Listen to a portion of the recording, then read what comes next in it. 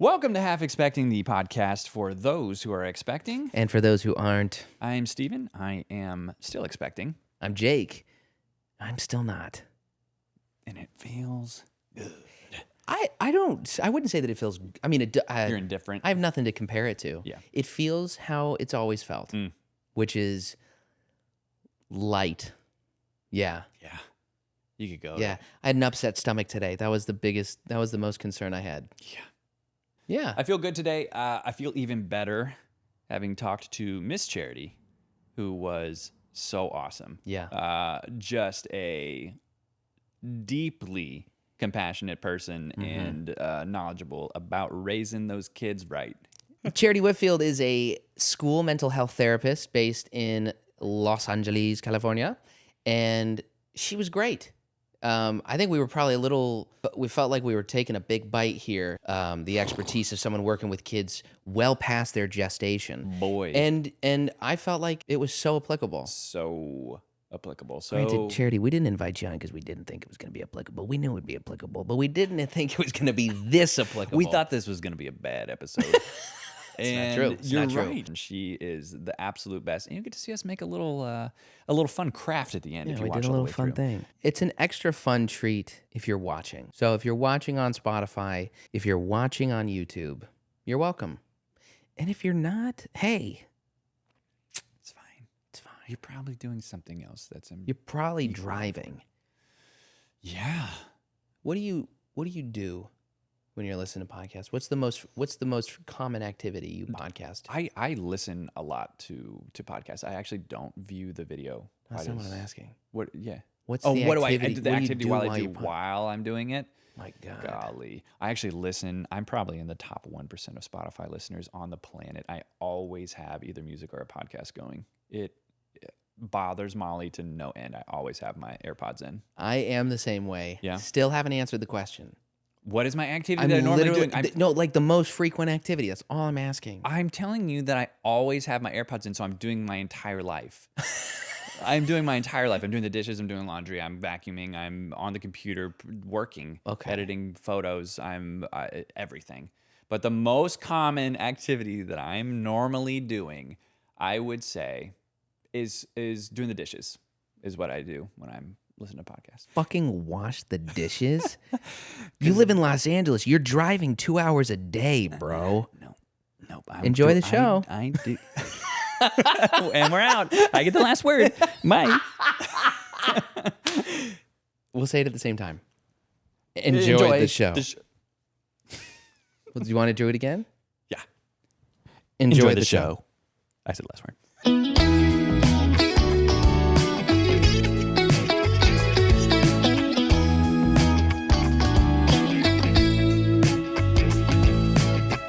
That's got to be the hardest job in LA, I think, to be the parking ticket person. Yeah. Nobody likes you. Nobody likes you. But do you think that they like doing what they're doing?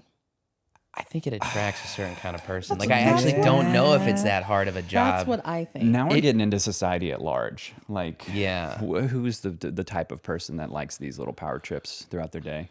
I mean, they were previously working at the DMV, and they're like, screw that. Now I'm going to be out on the road. Yeah. I got to take this personality out into the world, right? I have to take my... At one point ran for city council, didn't get elected. Is just looking for some sort of... I don't know. no. I don't know. Yeah. We can go down the whole rabbit hole. Charity, can you, just for our sake, can you tell Steven about what happened yesterday as we're talking about parking? Yes. Yeah. Okay. So I live in Mid-City now. I have been off for the week for Thanksgiving because I work at the school. And I, wake up, have my coffee. It's like a slow morning. I'm like, okay, I know I have some paperwork I need to catch up on. So I'll put on some Christmas music, have my coffee, sit in my bed, do my notes.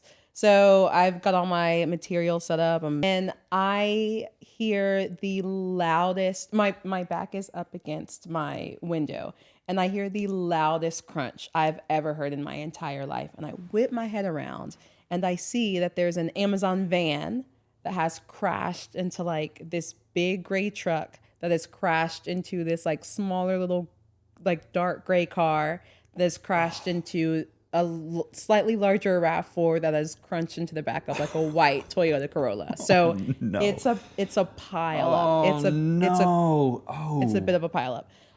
So I'm like, oh my gosh. So my initial thing is, oh my God, that Amazon driver, like drunk or like did he fall asleep? Like what's going on? Yeah. And so I'm like, oh my gosh, like I need to like figure out like what's going on. So I'm looking out there and I see a man get out. He like stumbles out of the car.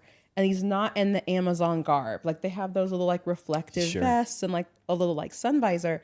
He's not wearing that. He has like he's wearing like a gray hoodie, I think. Yeah, gray hoodie with like a brown like Carhartt jacket and like a black backpack.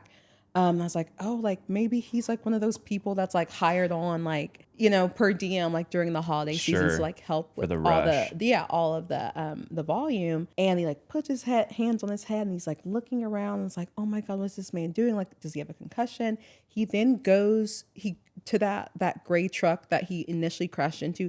He goes into it and starts pulling on the thing. And I was like, he is like he's a thief. He's a robber. You witnessed Grand Theft Auto on a Friday morning while doing therapy notes. So I don't even, the adrenaline has kicked in. I have on a really long t-shirt, but I don't have pants on.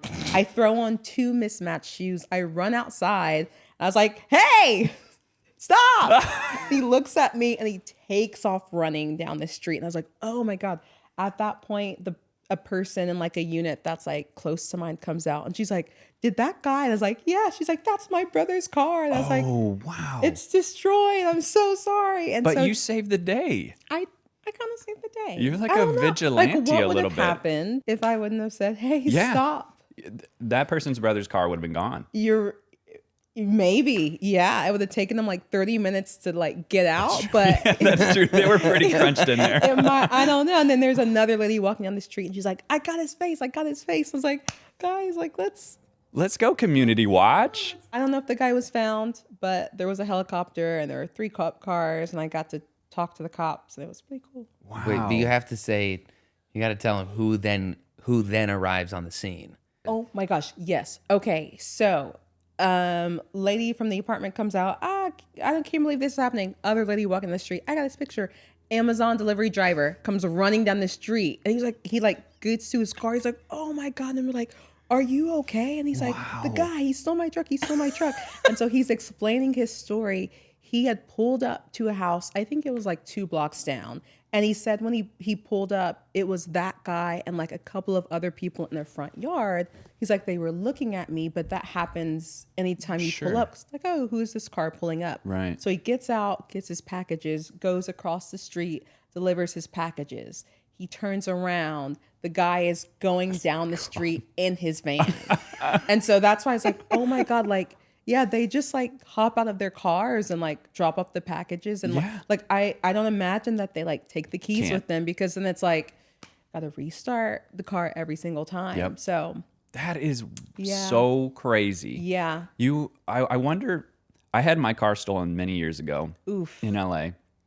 And the police officer that I spoke to was like, yeah, a lot of people just steal cars to get from point A to point B. It's not about stealing your car even. So I wonder, was that situation, or did you witness like a full heist? Like this was a steal Christmas packages thing? And that's something I thought about. I was like, maybe he was just trying to get the truck to somewhere where he could like, okay, this is a remote location. Like I can have someone come pick me up. But it's wild that it wasn't like he was trailing the guy the whole time. He was like in a front yard, like just existing. Yeah. I think he just saw the opportunity and he went for it. He said that today's the day. Today's the day. Yeah.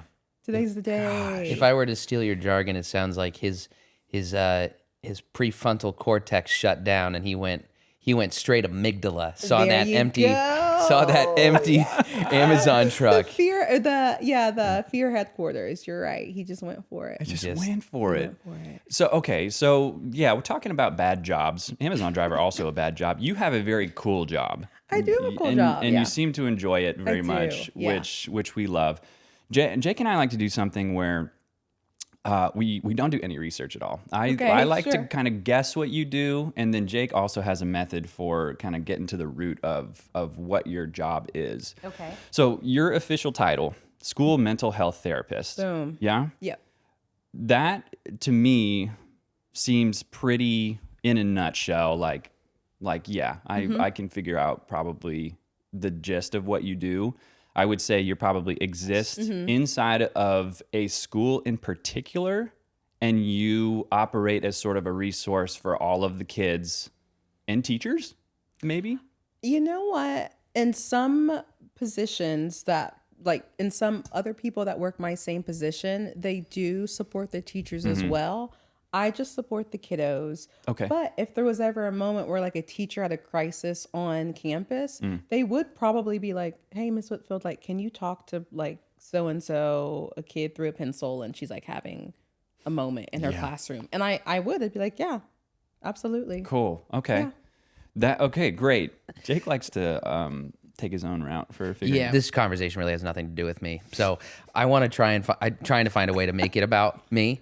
Sure. So I've used Claude to just define what a school mental health therapist is or does, but specifically through the perspective of how are you and your job in teaching Steven how to be a better dad? How's it going to affect me? And so this is what Claude said. As a That's an as important a question. friend. Yeah. So student mental health He needs his therapist. own support. Yeah.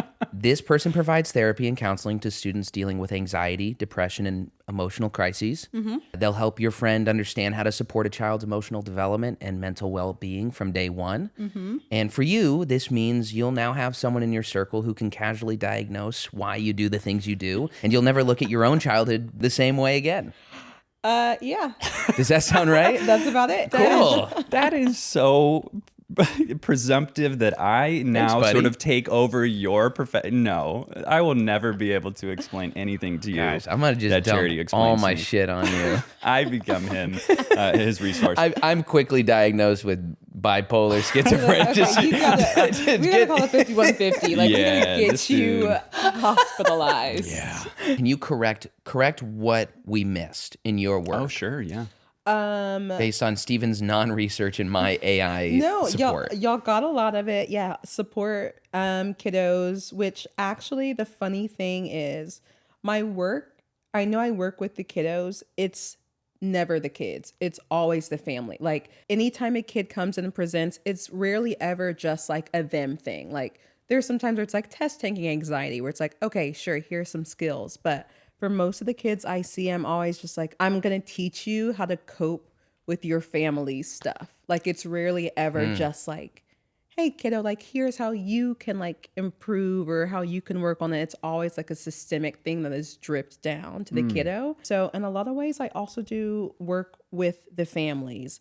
I don't necessarily really like that. I prefer to work with the kiddos as much as I can, but sometimes the issues are so big that I'm like, yeah, I got to call mom and like tell her like, hey, don't scream at your child at 8 a.m. Like, don't do that. That's not adaptive. That's not helping them. It's not helping you. It's not helping me. It's helping no one.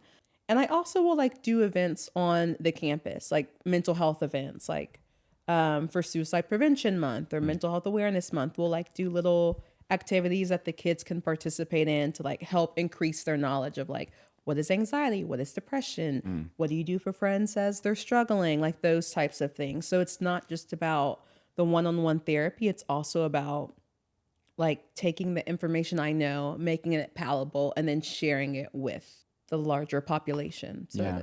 kind of like a little drip down. Can you tell us a little bit about how you got started with work in mental health and Sure. at schools as a school mental health therapist? Can you tell us a little bit about your journey? Sure. Yeah. I will say I have always loved kids. Like as a kid myself, as a former kid, I always wanted to be a teacher. Same. Forever kid. Former kid over here. This guy came out a Came out a 35-year-old gr- man. I sure did. Terrifying. Sorry, thought. go ahead. My mom Terrifying is my thought. mom is not well. She's unwell now. I was actually a 10-pound baby. I will say that. So blessings to my Oh my mother. gosh. A big old turkey. Yeah, Holy exactly. crap. I That's, had- yeah, terrifying.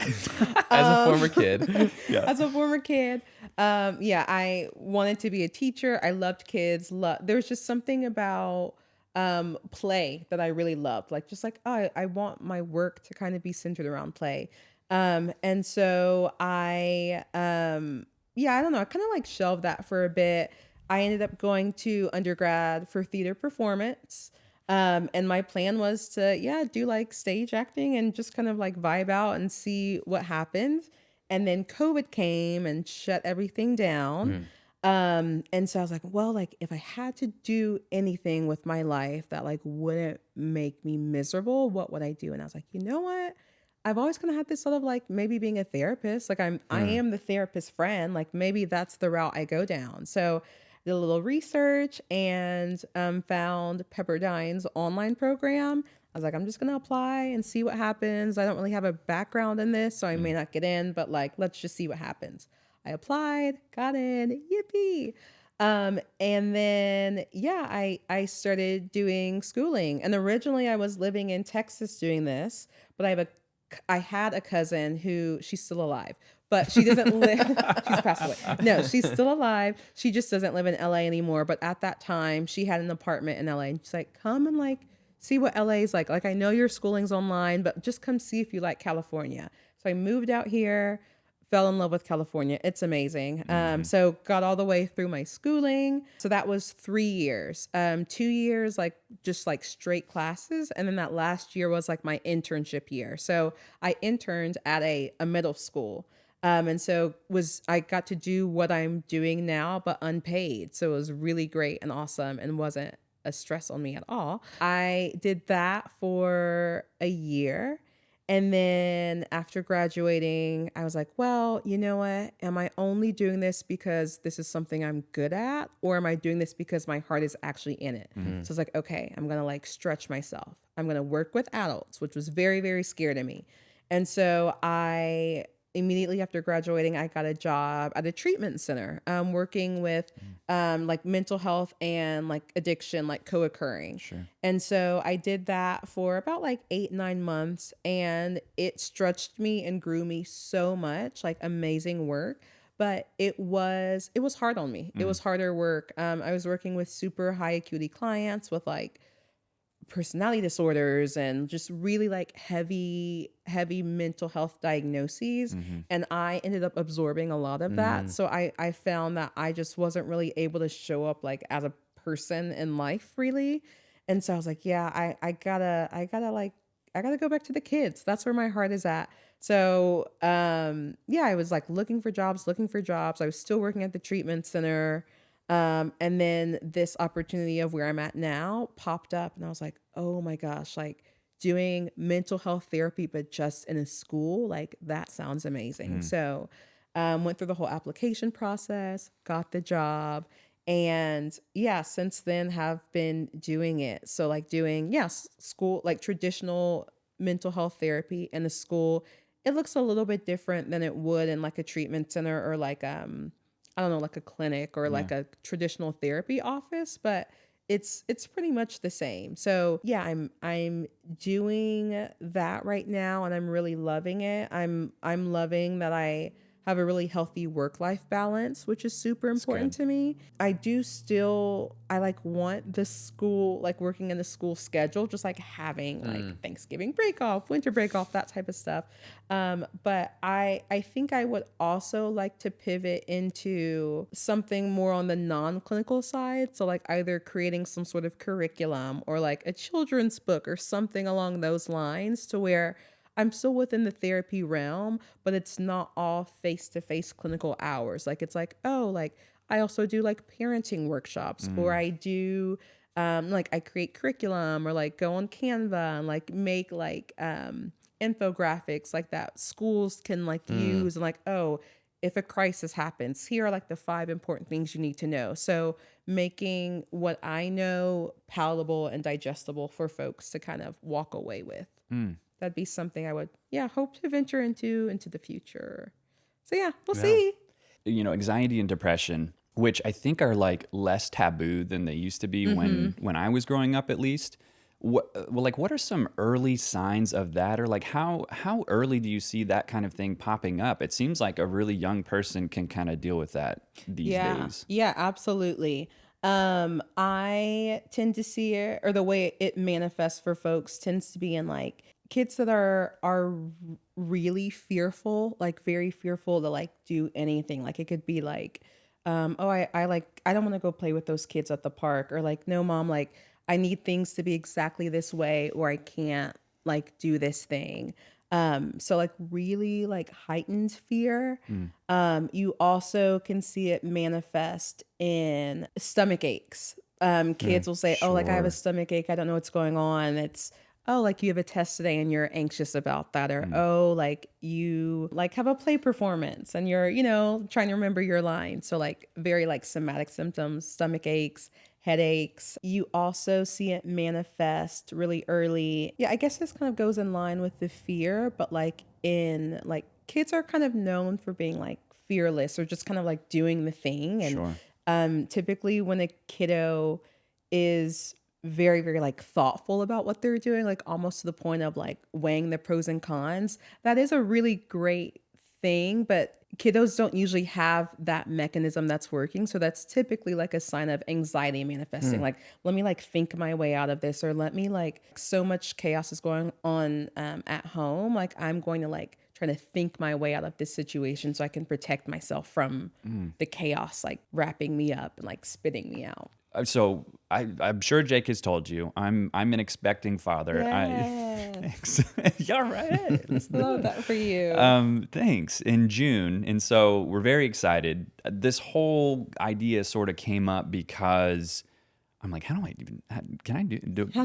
this? How do I raise this child? And I don't ever want to be the family unit that you're coming to and being like, hey, hey, your kid needs support, like a lot of it. y'all Like, need are y'all Steven even doesn't doing want your a form. job at home? Like, what's going on? Please don't send me a form.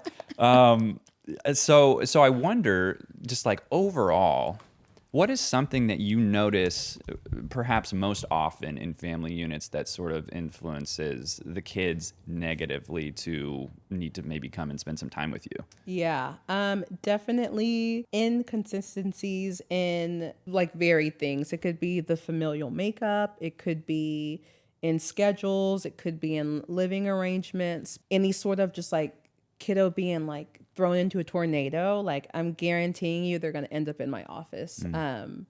Because it's like, I think about even now as an adult, like if like I go outside and like my car's been towed, or like I go home and someone's broken in, like I'm an adult with resources, with like, I know the people to call, like I would be able to figure the situation out. That would still like throw off my whole like week, or my whole, like that would really screw me up. So I can't imagine for like a kiddo that doesn't have that knowledge of like, I have resources, or I can dip into my savings for this. Like they're just like left to be like, oh my God, like mom and dad are getting divorced. Like, how do I navigate this? What do I do?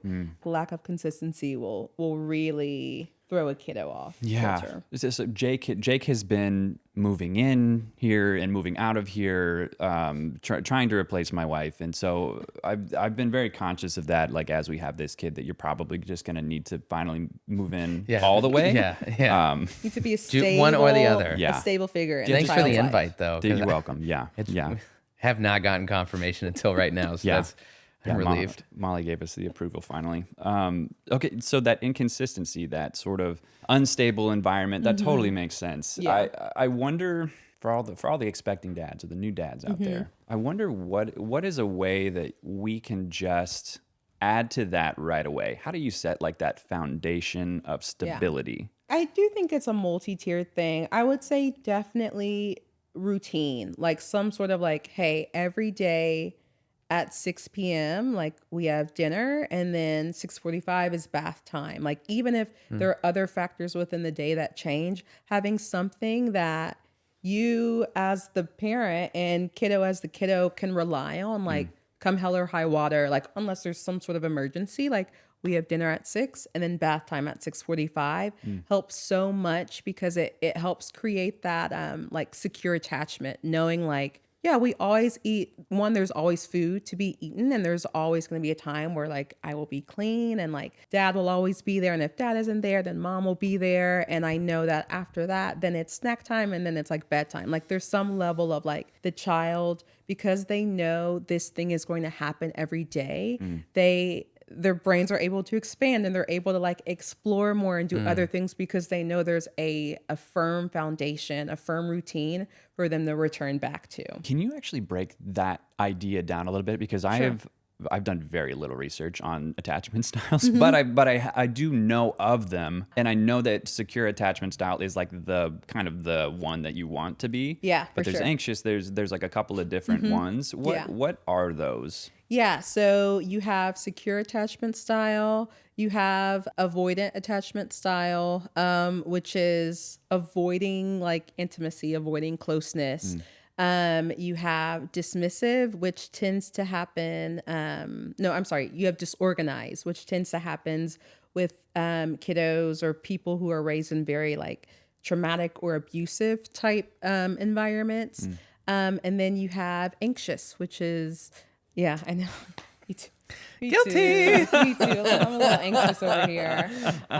Anxious, which is, yeah, kind of the like clean girl ones.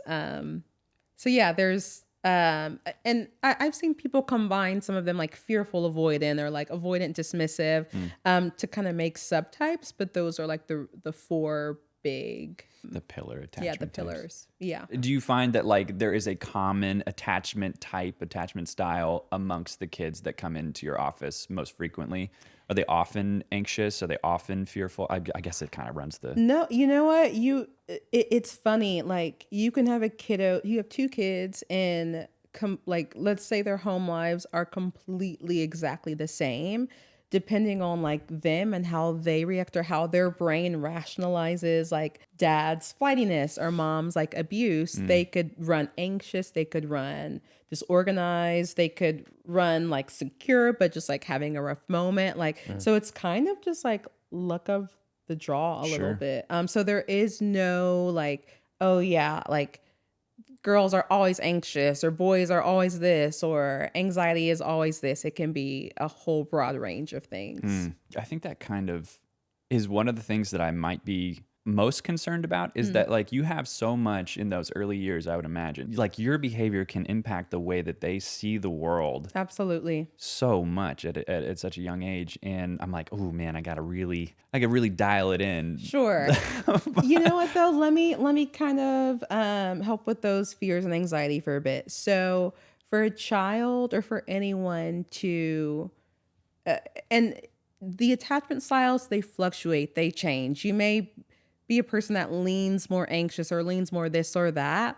But if you're wanting to raise a kiddo that like has, grows into like a confident, like self-assured adult, secure attachment style, you as a parent, and this is like the bare minimum, but only need to attend to like 30% of their like, what is it? Like their bids for connection, I guess. 30% of those like moments when they need you, because they'll have teachers, they'll have aunties, uncles, they'll have like siblings, maybe like other people that can help pour into that. It's not solely dependent on the parents, but it's not like Steven, like you need to be at 100 all the time or else your child will receive a form. Like you will be receiving a form with Miss Charity's name on it. I cannot be clearer about this. I can't receive a form. I can't do it. I can't write in cursive. Like, no, it's fine.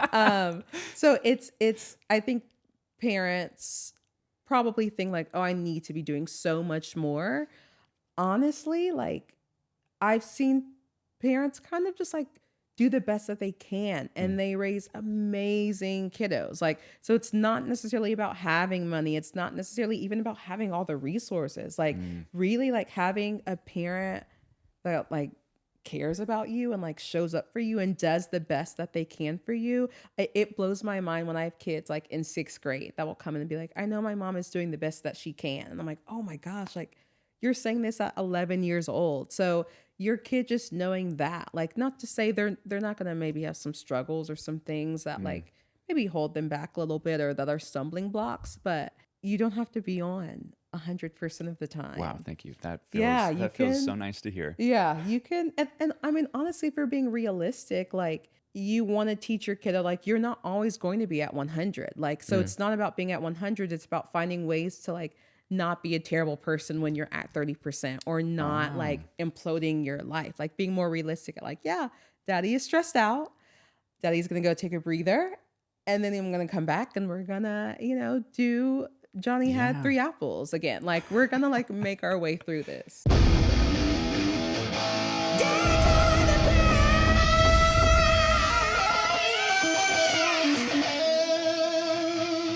Ooh, you know what that sound means. It's time to hear from our dad on the ground. Our dads on the ground are real dads with real stories about their real kids. Our dad on the ground today is Mark. Mark, can you hear us? Hey, I hear you loud and clear. Hey, buddy, where are you? What are you doing? I'm on the 10 East in typical 10 East traffic right now. Oh, yeah, you're stuck. Yeah, you're not very moving. Slow. I see a lot of red lights in front of me. You've got a story about a time where you broke down in the moment while parenting. Give it to us. What happened? So, look, as a parent, we got all these bedtime routines, and we got our daughter into a pretty early set of bedtime routines, like early on in her life. My wife was out of town, and I had put my daughter to bed, and she's 5 at the time, and it's not too much longer before I get woken up in the middle of the night, and it's my daughter who's got all kinds of things. She needs like a dozen stuffed animals in her bed with her to go to bed. They all need to be there, and she's got a full call sheet of everybody who's got to be in bed with her. And so she notices that one of her stuffies isn't there. Ooh. And now I have to solve this, and it's dark, and I want to keep the bedtime momentum, because if she's up for too late, too much more, it's going to be harder for her to get back to bed. I want to, sleep inertia and all that jazz. So I'm like, hon, I'll look tomorrow. And that was not the right thing to say. And so she got very inflexible at that moment and started yelling and screaming. 3 a.m. by myself, not very capable of dealing with this. And I'm like, honey, I can't do that right now. And verbatim, my daughter goes, "You're useless, Daddy." Oh, no. And I just hung my head, and I it was somewhere between laughing because it's objectively funny, but also like breaks you as a man. And I was like, first of all, how dare you? But second of all, you're right. Because how can I not just get you what you need? And why is it such a thing that I'm trying to make it like a teaching moment at 3 a.m? Like, that's not teaching anybody anything. That is so much worse than her saying, like, I hate you, or calling you out for your uselessness. She says, I've watched you from afar all these years, and I don't think you add anything to this household. I have determined. Mom and I have talked about this, and we both agree. You don't just improv useless. No. That's got some data behind it. That sits with you. Oh goodness, Mark. Yeah. So I got to know, does the nighttime routine still stand? Is it the same call sheet of stuffies? How are we doing now? There are, I think, something like 90-something plus stuffies, but she's getting really good at donating them, and nice. It's very sweet to see her, take care of the other littles that have come along in her life, in other families, or even just like the concept of going to Goodwill or something like that. She knows, and she's got a little box now that she'll put things in when she decides she's ready to move on. And so, I think the teachable moment doesn't need to be at 3 a.m. It's the progress along the way. Yes. But yeah, I think it's, as far as meltdowns go, they can happen to us just as easily. And that shouldn't be really a surprise, I guess. Well, Mark, thank you so much, man. I'm so sorry that was said. Stay strong out there, brother. We appreciate you taking the time. I appreciate it, guys. Keep it up. Thanks. Thanks, buddy. Thank you. Useless. I'm gonna hold on to that. That's in the holster for sure.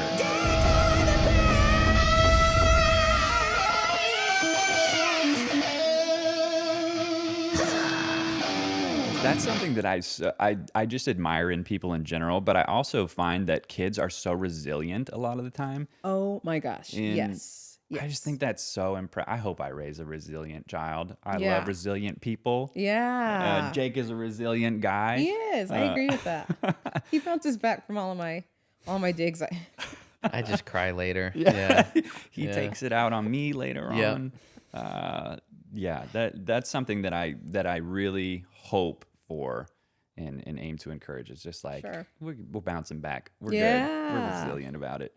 I'm trying to be sensitive to the fact that it's not always the men in these situations, but I find myself being most curious about like the male influence at home. Sure. And I wonder, like, is there a thing that you've noticed most often that you're like, I think that men in general are just sort of missing the mark here. Yeah. I could sum it up with one word, just being absent. Like absence. Like either like dad / grandpa / uncle isn't in the home like at all, or being like emotionally absent, or I don't know, like so like not engaging with the kiddo. For most of the kids I see and most of the kids I worked with, there's either like dad or like a male like role model or figure is either like in and out, or has just never been there, or is there but like isn't there. Sure. So honestly, just like absence is probably the biggest thing. And I think the barrier, I'm just going to go on a limb here and say this. I think the barrier for a lot of men / parents is that they feel like, oh, well, like I'm such a screw up, or like my kid's going to know like I'm not good enough. Like kids don't actually really care about that. Like you could be like, like you could work like, oh, my dad works at like 5 different McDonald's, but it's like, but my dad works at 5 McDonald's. Like kids are just but like, my dad puts me to bed. Yeah, at night. exactly. Yeah. My dad brings me like ice cream. Like it is just the fact that you are there. And I feel that for a lot of men folk, their own like stuff kind of gets in the way of them showing up and being parents. And I always just want to encourage like you just being there, like your presence it means the world. It means the world to that child. Even if you have your anger outbursts, or you struggle with things, like just being able to be there for your kiddo means so much. One of the little things that like peaked in my brain as soon as we found out that we were pregnant is like, have I accomplished enough in my life to be cool to my kid? Yeah. And I was like, why is that one of the first things that I'm worried about? I guess I like always admired my parents' work, and I was like, oh, they're cool. But I think, like you said, I would have thought that regardless, because my parents are just nice and cool, and like I had a good upbringing.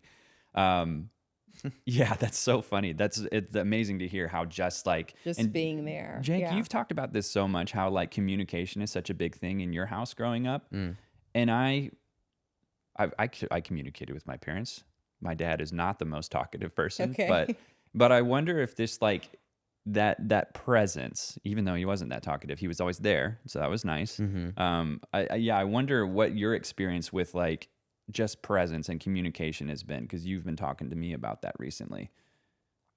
There was no question there. I just wanted to hear your thoughts on communication. Just vibes. I don't know. Just vibe out with what you think. I just always admired when you talk about your house growing up. You're like, yeah, we were always just like very communicative, very, talking about whether it's finances or just like feelings, and like that openness is like, wow, yeah, I would strive to have that in my house going forward. Yeah, there was definitely there was never a question of my parents' interest or concern or investment in my life or in our like family system. Maybe to the point of maybe slight boundarylessness at times. You care. Yeah, like we talk about everything. Give me some space, mom and dad. But I think that like really contributed to my comfort with talking about things. Sure. But also, yeah, you like are the most comfortable with talking about feeling. No, in a great way. In a great way.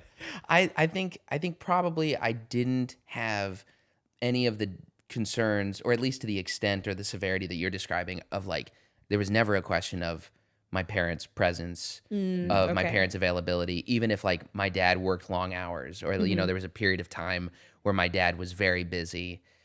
But I don't think I look back at my childhood during that time of seeing my dad as absent, because when he was home, he was pretty direct, pretty locked in. invested and present. But it is interesting how like the presence is shown or expressed so differently, because like my dad is such a talker. My dad's such a, you know, it used to be intense when Maddie and I were first dating, because both my parents are like, cut the bullshit. Like, what's going on? What's wrong with you? And that was like a little much, you know? You know, because that's just like, that's their style. And that's like, that's what they like are in, that's what they want to know. But I think like you are no less of a present person, in spite of maybe not having those kinds of conversations growing up. So it's cool to see that it's not necessarily the kind of presence, but the quality of presence, or the quantity even of quality presence. Yeah. And you know what, Jake, you saying that made me think of something, like kind of how when people are like, oh, you know what, for the new year, I'm going to like get into shape. I'm going to like start working out then. The truth is, if you wanted to get into shape, you could start literally 1 minute after you have that thought. And so it's the same with mostly anything. Like if you're like, oh, I want to be a good dad, like, okay, like, you know, there's a relationship that's involved there. So it's like, how do I show up in my other relationships? Like, am I a present friend? Do I show up for my friends even when it's hard? Like, oh, they have this show, and then, I get off of work and like, I could make it. I'll just be super tired. It's like, you know what? This friendship matters to me.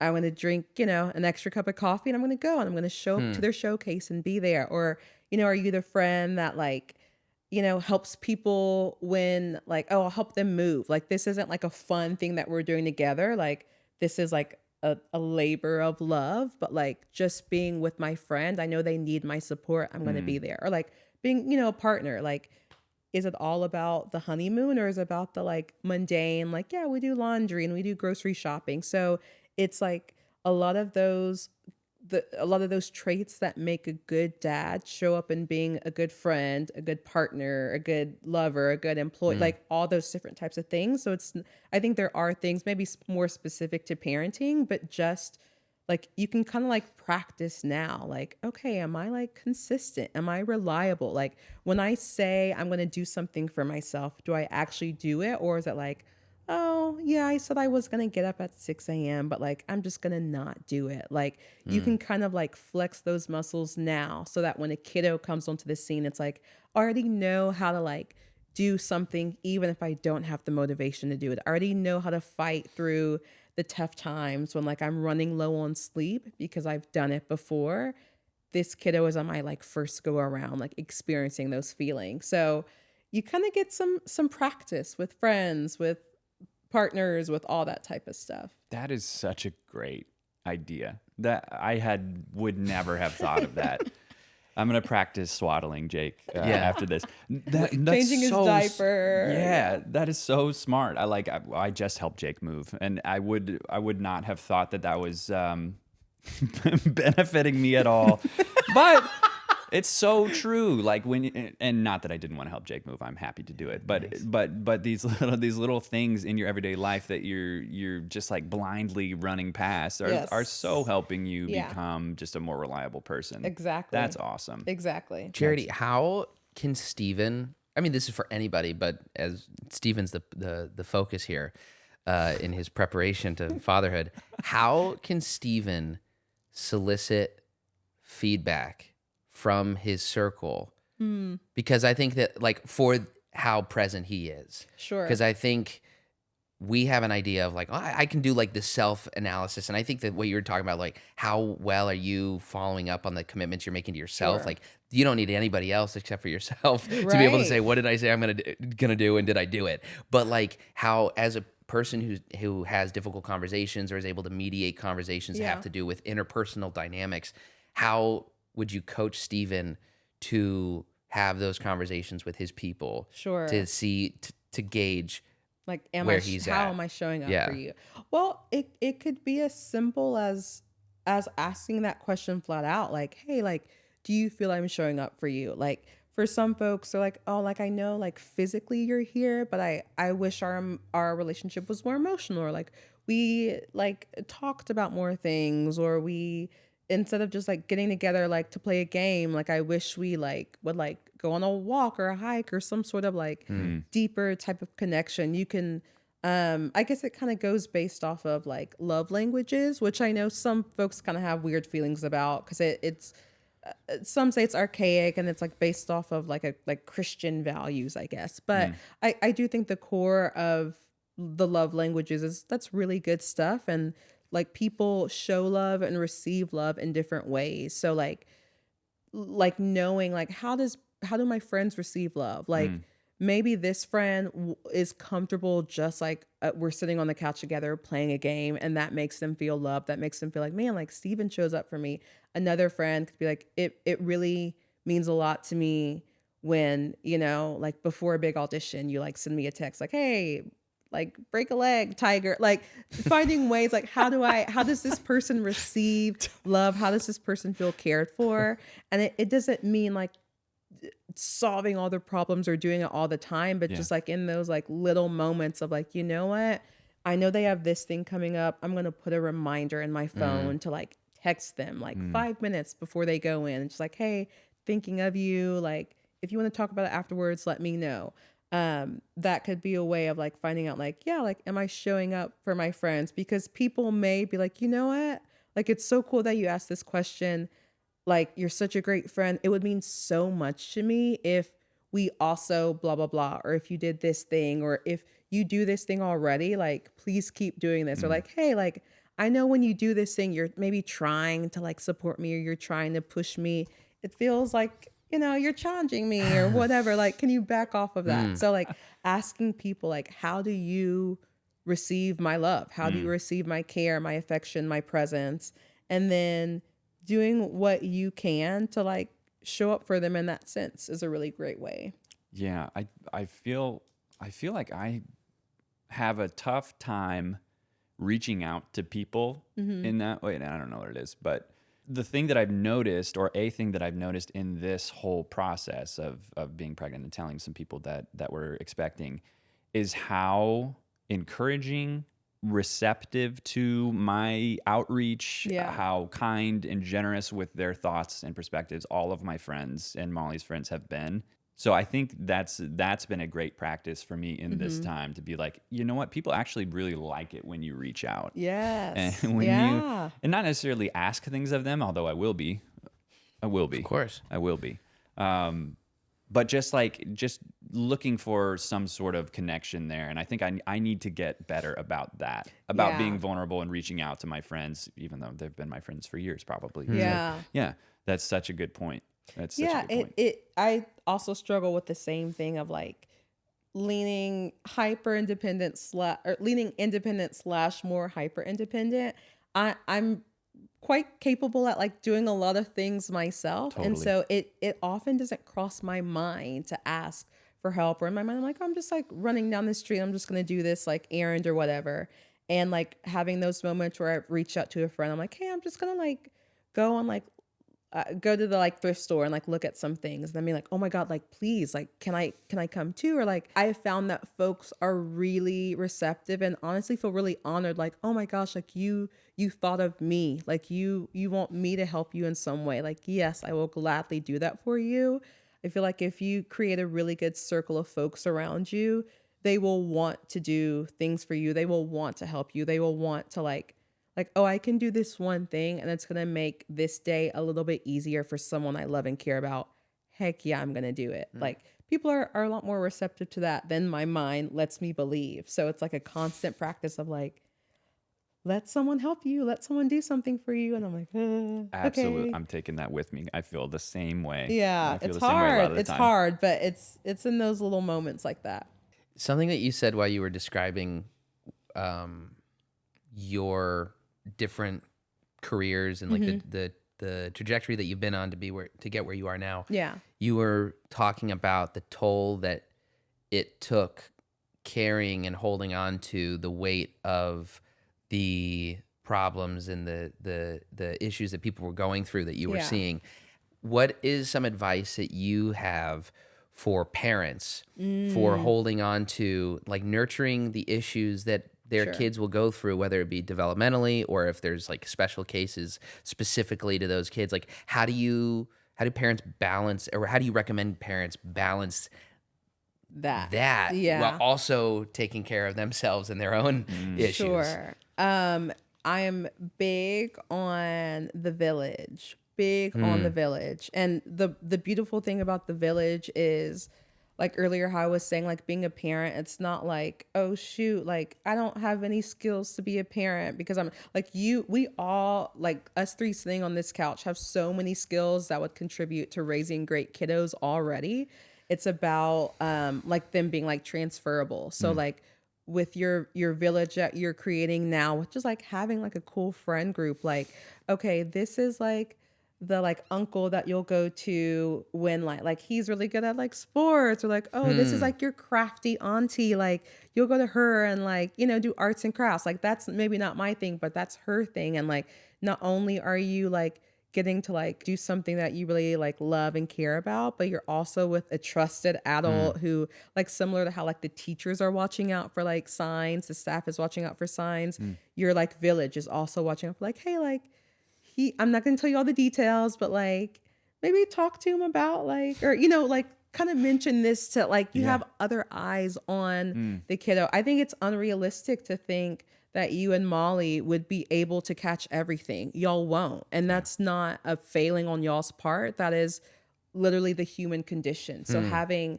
a village around you who, you know, everybody's different skills, different strong suits, they're able to also pour into that kiddo and like speak life into them and like help raise them to be self-assured and confident and creative and smart and all these different types of things. So definitely building that village, leaning on that village. I love what you just said, because I think that early parenthood to me seems so isolating, and it doesn't have to be. It doesn't have to be. And what you're saying is so useful for probably any part of life where you just have people around you who are there, willing to help. And I think that that's one of the scarier things about parenthood. Yeah. Like, it's just me and you doing this thing, keeping this kid alive, and it doesn't have to be. Well, if you can let someone see you in your gunk, like, because I think that's a lot of what early parenthood is just like gunk, like literal gunk, like poop everywhere and like throw up everywhere, and also like I haven't showered, and like I can't, like I'm not gonna be funny and goofy or happy, right? Like I'm stressed and I'm anxious and I'm mad and I'm tired, and having people that like know, like, no, I know that, and I'm like, I'm gonna do the dishes, or like I'm gonna run to the store really quick and grab some formula for you, or like, oh, you haven't showered. Give me the baby, go shower. You smell really bad. The baby is screaming and crying because you smell really bad. Like, go take care of that. I'm going to like rock the baby to sleep. So like letting people just see you in your gunk and being able to tolerate, like, I am not my most attractive or my nicest or my smartest or my funniest right now. Yet I'm still loved deeply by the people around me, and like letting yourself be loved and be ugly. Well, and to like all parents out there, like as a non-parent who's not going to be a parent in the near future, like with the friends that I have that have kids, all I want to do is hang out with those kids. Yeah. And I like, so as you're going into it, like I think that there's probably a pressure of, if I need to ask for help, it's communicating that I can't do it by myself, or I don't have the skills, or I don't know how to whatever. But like you're not as responsible friend. No, your friends who don't have as much responsibilities, still responsible. I'm so eager to jump in. I'm so eager to, especially like do the thing that I do best with your kids, which is like play. And like, and so I've never really thought of the resiliency of parenthood, or like the how to juggle it all with the village. I've never thought about that before. Sure. Because truly, I mean, that's how it used to be, right? Yeah. But also, like, gosh, to be able to like swing at your pitches as a parent and and ask for your village to swing at their pitches, right? Not to mix metaphors. Does that make sense? But yeah, mixed, but do what they so. do well. Yeah. You do a lot of things way better than I do, and I'm going to ship my kid to you when. Or just have the energy to it to do it. Oh, Yeah. 100%. You know? Just when you need an extra set of hands that they're there. That's going to be huge. Yeah. That's going to be huge. The question that was just around like when kids are going through the ringer, how do you balance how do you regulate yourself while being there for your kids? How without then taking it on and then being like, not only do I have the weight of my own shit, but now I'm like, am I an anxious teen again? Sure, You know? Sure. I think also, and I don't know. I think the Western world is very great at being individualistic, and I come from more of a collectivistic like mindset. I'm one of 8, so I'm very much so like teamwork, team player, like collaboration big time. But I would say like finding something that can be yours, both you and Molly. Like y'all were human beings before baby comes onto the scene. Y'all be human beings as baby is on the scene, and you're helping them grow and learn and feeding them and changing their poopy diapers. And then after baby flies the nest and it's just you and Molly, like y'all will still be human beings. So finding something either like, I mean, and of course I recommend this for couples and for individuals, like finding things for couples, like keep dating, even as the, like call on Uncle Jake and Auntie Maddie and say, okay, here's take me on a baby. date. And you'll be doing a baby watching. No, you can go on a date with me.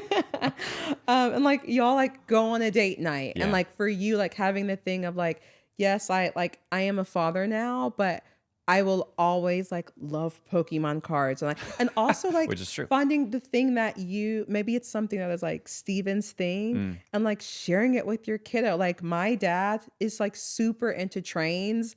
I don't like, I never would have cared about trains before that, but I'm like, you know what? Like my dad was once a boy who like played with toy trains. Like Dad, talk to me about trains. Like your kids will end up taking an interest in the thing that you used and kept as like a part of your identity to keep you alive in the times when you're like, am I a good father? Am I a good partner? Am I a good person in general? Like having that thing where you're like, you know what? I always love those damn trains. And like that can be your thing that you can then like pass on to your kiddo. So also just like keeping like a small part of your identity in some way that's like, no, this is me. Like I'm going to keep this thing. I'm not going to sacrifice everything to raise this child, because what tends to end up happening is those parents end up growing very resentful, or their whole life is surrounded around the kiddo. Kiddo goes off to college and they like have a breakdown because they're like, who am I? I don't know who I am anymore. I didn't keep anything from my life before. I don't have anything now. Like my friends are doing this. So like finding that thing and like keeping it and holding on to it as like, this is proof that like I once got 8 hours of sleep every night. Like I don't anymore, but like I did at one point in my life, and like letting that be a through line for you is also chef's kiss. Chef's kiss. I bet you that will make your kid even more balanced and curious about other things. If you're just like enjoying a thing that you do, they're gonna like that thing probably more than if you had stopped doing it. And it makes them kind of like a more whole person when you are a more whole person around them, perhaps. And it helps show them. And I don't know, people, I may get flamed for this, but it helps show kids that like the whole world doesn't revolve around them, because it just doesn't. Like maybe when you're a baby, yes, you need your needs attended to. You cannot care for yourself, but like the whole point is like you want to raise up this child to be an adult. It's not just about having the baby. So showing them like, hey, like, you know, you can play with your Legos and daddy's going to play with his trains. Like, I'm not just going to throw everything away or like be at your every single one of your whims. It's different if it's like an emergency or something like that. But like helping that kiddo see like, oh wait, like, like I'm still loved and cared for deeply. And like the whole world doesn't revolve around me. Mommy and daddy don't do everything I want them to do or give me everything I want to do. They still do things that help fill up their own cup. And that raises that kiddo to then be like, oh, okay, so I can say no. I can set boundaries. Like,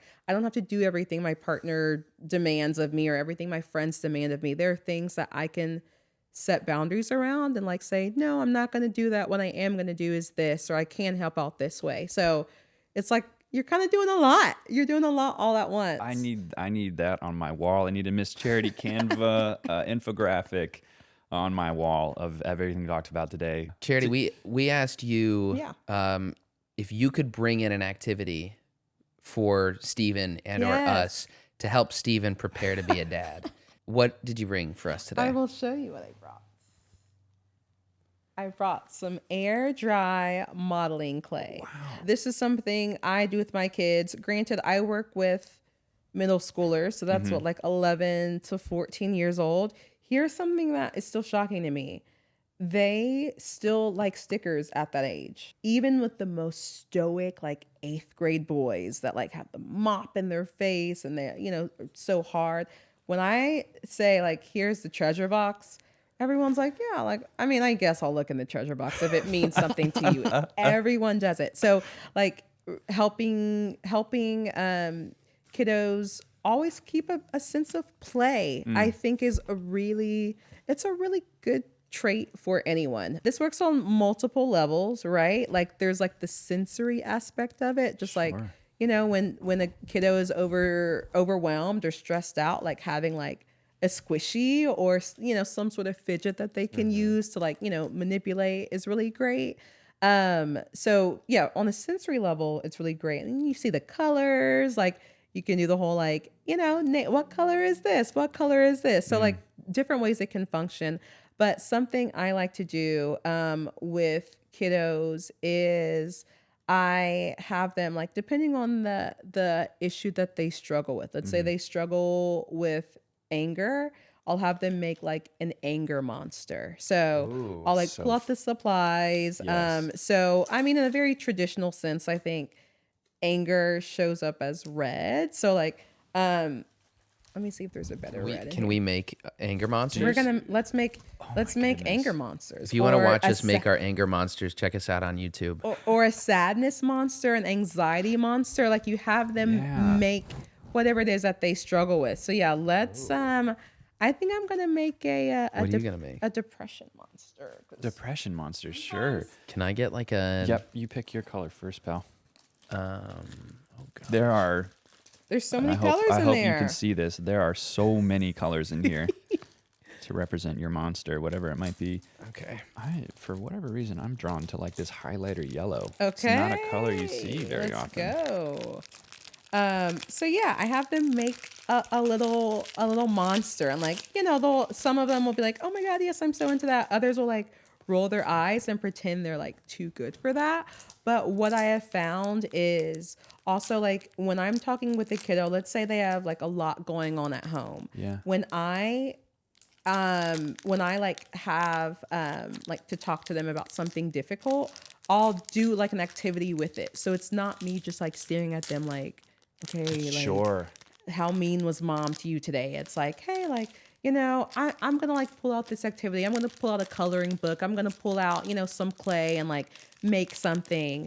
But like, yeah, tell me what's going on at home. And I found that kids, they open up so much more because their brain space is also occupied with an activity. So it's like, they're like talking about this thing, they're processing it. And then they're also like using their hands and they're flexing a lot of different muscles. So I tend to get the kids are a lot more receptive when they're doing something. So like in the future, your kiddo's having a hard time. Maybe you're just like building Legos together and you're like, talk to me about it. Like talk to me about what went on at school, as opposed to like, sit down, we're going to talk about this thing. Because then it's like, well, okay, I'm under investigation. Like I'm going to be found guilty. Like letting it be more of like a, hey, like I'm seeking to understand before I'm seeking to punish. So like letting the kiddo like kind of know like, yeah, we can still vibe out and we can still talk about difficult things. It's not like I'm avoiding talking about the hard topics while we're doing this. Like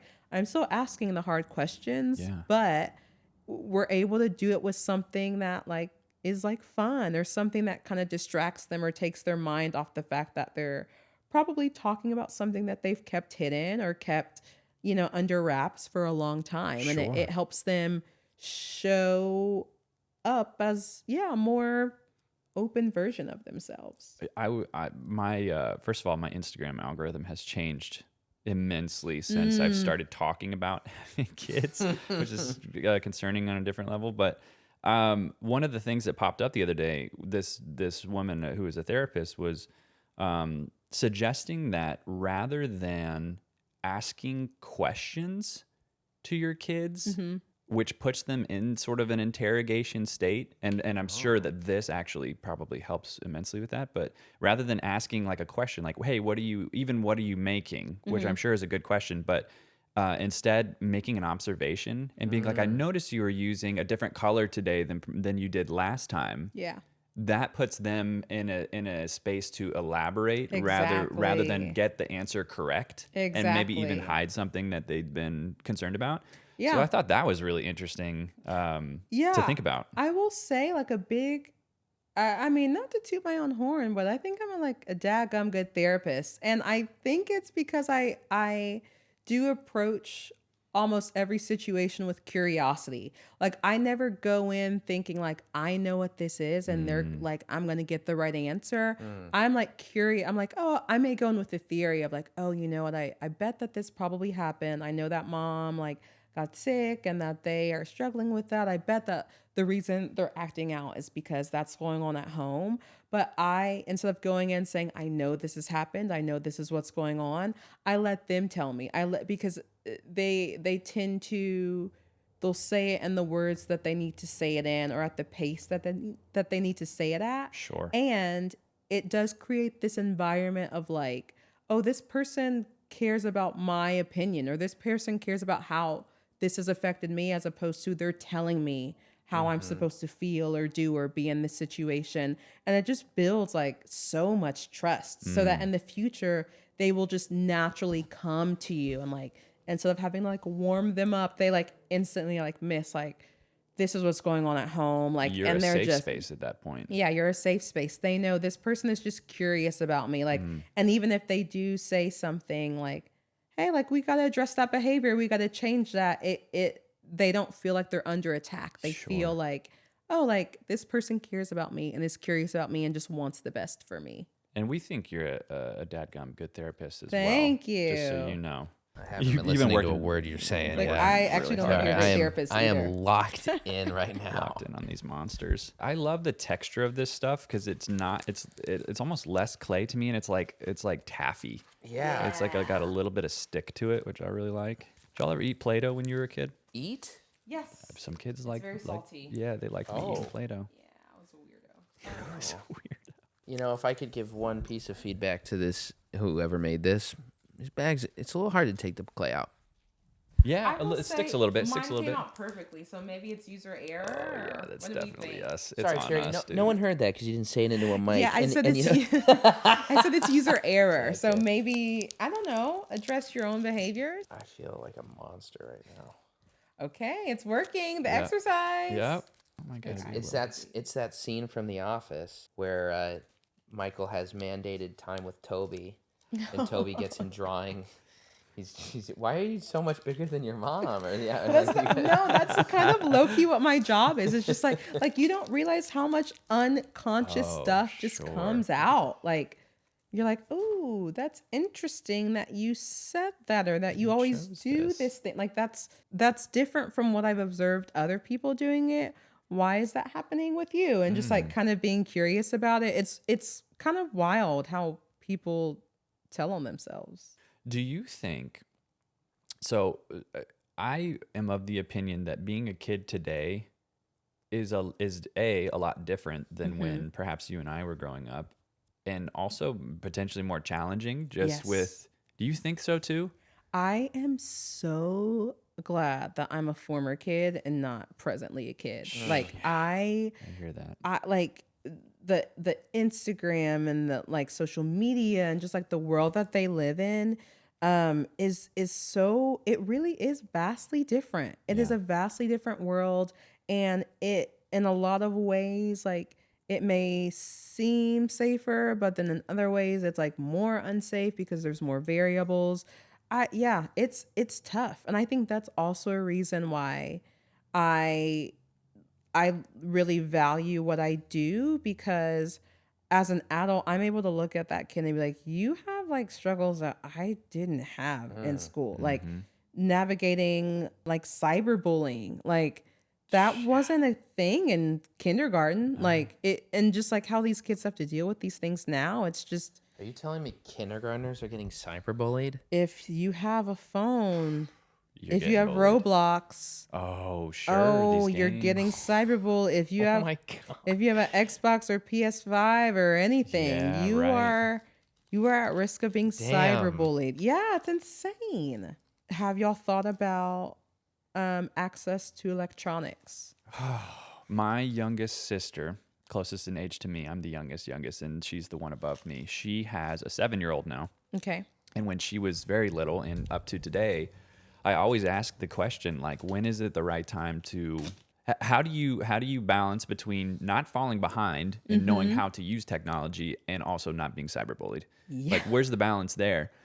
And it's got to be so hard, and also it's Yeah. got to be such a crutch for young parents of young children, because you just need a break sometimes, and it's easiest to Yes. throw an iPad in front of them. Yeah, absolutely. I don't know what the right answer is. You feel it out maybe in the time. I think that there's nothing wrong with watching a little bit of Bluey on the iPad Sure. in the car if it makes them happy, but there's got to be a time limit, you'd think. And Yeah. I need to do more learning from folks in your space about this, because what is the correct balance? You tell me. Yeah, it's definitely tough because like you were saying, like to be a present parent means you got to be present. So like I mean, growing up, like my parents were able to attend to all of my needs, but I also had 7 siblings. So it was like, Yeah. okay, go hang out with your sister and like leave us alone or whatever. So there was like an element of that. I will say, I think social media, screen time, blah blah blah, all that stuff. It's a tool. It's a tool that can be used for bad or for good, and Yeah. so with any tool, you got to use it in the right situation or use it for the right thing. So like, not allowing the iPad to become a crutch. Like kiddo cannot survive if they don't have their iPad. If they don't have it, they'll crash out. Like, Right. like creating like boundaries around things. Like, okay, sure, you can have a phone. However, there are limits to it. Like, there's parental controls that we put on it, or hey, you can have your phone from the hours of 8 a.m. to 8 p.m. And then Right. your phone like stays on the kitchen counter or something Right. like that. Like, and I think parents are maybe scared to be like authoritarian or be Sure. I don't know, like dictators. But the wild thing, and this is what I tell parents all the time, your kids, they don't know it. They want boundaries. Sure. They want boundaries. They want structure. They want to know that there is someone older and wiser and more capable than them that is overseeing the grand scheme of things. So they may buck at you. They may be like, ugh. But I look Sure. back at the boundaries my parents had with us as kids, and that has created the adult I am today. Like the No doubt. discipline and you can't just decide, oh, I don't want to go to work today. I'm just going to not. Like you can't just Yeah. do that when you want to. So, boundaries. Boundaries. And parental controls and Creating responsibility. and also educating your kid, like talking with them about it. Like, we're doing this because like creepy people exist on the internet sometimes, or we're doing this because blah blah blah blah blah. They may still buck at you, but they at least now understand, oh, my parents are doing this for this reason. So it's not just like because I said so, it's because XYZ. Yeah, that's another tricky thing too. It's like when is it okay and advisable to like start instilling a little bit of fear in them? You don't want them to be afraid of things, but also they have to understand like the reality and just how the world works. Yeah. I think it honestly starts with like small calculated risks. Like, okay, we're going to go to the playground, and of course you don't want your child to like fall off the top of the swing and like Oh, there you break their go. leg or something. Like you don't want that to happen. Yeah. So it honestly looks like as they're growing up, like kind of like doing like age appropriate guidance. Like, Yeah. okay, you want to like stand up and dance, like that's fine, like do it on the soft carpet. You're not going to do it on top of the table, because if you're on the table, fall and you're hurt yourself. So it's kind of like as they grow older, like letting them kind of explore and like do something that's a little bit more like, okay, like, you know, they could get hurt doing this. Yeah. And I can be around to kind of help guide them as they're doing this. So it's not like they're like 5 years old driving a car. It's like, no, you're just gonna like, okay, you were once on the tiny swing, and now that you're bigger and you're in the big girl bed now you can be on the big girl slide. Yeah. So like having like age appropriate, like calculated risks for them to take, for them to also learn like, oh, whoa, like I'm actually maybe too small for the big person slide. I need to keep using this one until I feel more confident in myself. Yeah, that safety perspective. Yeah. How do our little things look? Yeah, let's show them off. I think it's pretty good. I'm really jealous of y'all's coloring. I think, wow, Charity. Unbelievable. Can we you get that introduce camera? yours? This is Sad Girl. That's what her name is. This is Sad Girl. And you know what? We don't fear Sad Girl, because sometimes in life, sad things happen, and it is appropriate to be sad about sad things. We let her come when she needs to come and live and breathe. And then when it's time for her to go, she goes away. That's also a really cool thing. It's like you can like show them like your anger or your sadness or your anxiety or whatever. Like it's not bigger than you. Like it's right here. It's a thing. Maybe you carry it with you. Yeah. It's not your entire you. It's just it's like that externalization. Like instead of I am anxious or I'm an anxious person, I am a person with anxiety. Because then it's like, well, if it's externalized, that means I can also be a person with courage, a person with bravery, a person with resilience. So it kind of helps like shape their minds as well. Would you say that you could put it down? Like, is it something that you can release yourself from if it's just this little thing? Yeah, and it's cool because it's like they themselves like oh, I get to like take this with me. Like, yeah, and you know what? You can also put it down, and like maybe you don't throw it in the trash can. Maybe it stays on the shelf. Sure. And it's always there, but it maybe today you don't need to carry sadness monster, anger monster with you today. Maybe it just stays on the shelf. Yeah. And maybe there comes a day when you need to pick it back up. You can pick it back up and then put it back down. What does your monster represent? I have a little anxiety man. Okay, he does look anxious. He's got the bright colors, really hard not to see, and he's got this big mouth that just kind of that just absorbs and eats everything. Okay. Because I feel like when I'm anxious, it's all encompassing, and there's it just eats everything. It just eats everything up. It's gorgeous. Thanks. It's He's got a little beautiful. tail Really too. nice work. Yeah. I didn't know what to do with the extra pink. What a great really way good. to utilize resources. Yeah. Thanks. I love that. Beautiful. It's very Scream. Yeah, Pink yeah, and Scream. it is the scream mouth of Yeah. like panic. Yeah. Steven? I got kind of lost in our conversation, but I was trying to make a person that was going to be courageous today, because I'm feeling after our conversation courageous about being a father. Yeah. And he had a little bit of a belly, so maybe how my dad bod's going to look, but he's carrying a snake, and I think that he has Oh he my has gosh. really taken control of his feelings. That is powerful. biblical. Come on. Powerful. Yeah, it doesn't just have to be like a bad. Yeah, you know, emotions aren't bad. Negative. but Sure. Yeah, it could also be like bravery monster. And I'm or carrying him with him. Superman. Yeah. Yeah. Yeah.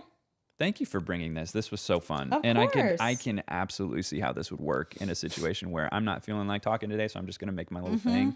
And then suddenly we're just having a conversation. Exactly. That's brilliant. exactly how it goes every time. Thank you Yes, so much happy for to be coming. here. You were such a wealth of information and encouragement. And we ask one question before we sign off every time. Boom, let's hear it. After our talk today, how ready do you think I am to be a father? If Molly came through that door right now with a baby, you would knock it out of the park, Steven. You would do it. You would do it. I mean, you may not see all the ways that you would excel or like help raise up this little child in the way that they should go, but you would do a really good job. You would. Thank you. Yeah. Based on how little you know of Steven, where do you think he needs the most work? Yeah. So I actually have a Specifically in your list. field. Oh, you brought the list. Good. I've diagnosed you sitting here today, actually. They are still waiting right outside the door. Yeah, you're coming with me, pal.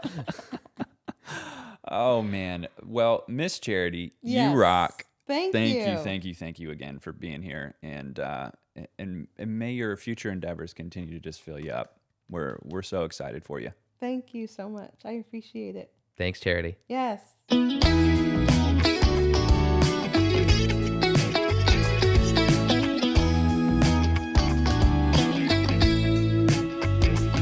What a treat. Sorry, I was running to grab Mr. Anxiety. You great anxiety monster.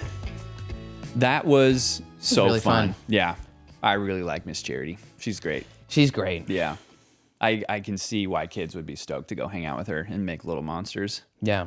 I think that she was so helpful in taking away like the anxiety of perfection. That I think that a lot of people feel, myself very much included. And she was like, just be there, just be present. Yeah. I think that's huge, and am so grateful that she brought that little tidbit with her. Yeah. Yeah. Before even asking, the way that she articulated, like, use your community as a litmus test for how present you are, and practice with your people. And also just like, oh, it's not anything different. You are like, you're just taking a moment to step outside of yourself to survey the needs of those around you. Yeah. It's no different if it's a baby or if it's an adult. It's just the needs are different. Yeah. And I was like, oh, there's so much you can do right now. And it's not rocket science to be able to like survey and to see how present are you? How available are you? Yeah. So much of this time for me and Molly has felt like this great time of waiting. But you're right. You can be practicing, getting ready for it just with your folks. Yeah. And that was cool to hear. When she was talking about that in terms of being available and present, how did that make you feel? Did you do like an internal, because I did for myself, where I'm like, yeah. oh gosh, how Bad. how present. Yeah. Where did you feel like you are in your, on a scale of 1 to 10, where do you feel like you could improve? Gosh, so much. I get so caught up in whatever it is I'm doing, whether it's work or whether it's, trying to make sure Molly feels good and stuff. And I don't do as good a job of like, reaching out to my friend group and being like, hey, like, this is what I'm doing right now. This is like something that I could use support with, but also like checking in with them because I get so wrapped up in my own stuff. So I definitely feel like, you included, I can reach out more and be a little bit more, present in my friendships through the rigors of like just daily life. Honestly, Yeah. I'm feeling tired from working a bunch. I can't use that as an excuse to not like say what's up to my people. Sure. So definitely checked in on myself there. But I helped you move like a couple of weeks ago. did, So I'm you like did. doing a really good That job. wasn't an indictment. I feel attacked. I'll tell you what I feel. I will attack you. now. You want to see an attack? No, for myself, I felt like I want to get better at checking in, like better at listening to my friends when they're telling me about the things that are happening in their lives. And then checking in on them, because I think I'm good at asking like, what's going on, what's new, and then it's like information that doesn't lead to any action. And I want to get better at like, if you tell me you're going to Nicaragua, I want to know how you're doing in Nicaragua or how that trip was, or I don't even think once I've asked you about your kid. That's not true. I don't have one yet. He doesn't have one. I don't have one yet. I'm really excited to be a more present person after this. Yeah. Absolutely. I think that's a big takeaway. That's a big takeaway. And we'd love for you guys to be present in our comments. Yeah. If you That's good. That's so stupid. If you have some experience using a therapist for your family, for your child, for you just in life, and you've had a good experience, you've had some ups and downs, we'd love to hear about it in the comments. So please tell us how you think. Yeah. Tell us how you feel. Tell us how you What you think. What you think? How you feel? Yeah. That is we are done with the pod. All right. See you, buddy. Bye. Half Expecting is a Just Let Me Help production. If you like the show, don't forget to rate and follow us on Spotify and iTunes, and like and subscribe on YouTube. Our theme song was mixed and mastered by Coda Hodge. We'd like to thank Jason Gerber for technical and production support. And we want to hear from you. If you have questions for us or want us to interview someone in particular, reach out to us at halfexpectingpod@gmail.com or find us directly on Instagram at halfexpectingpod.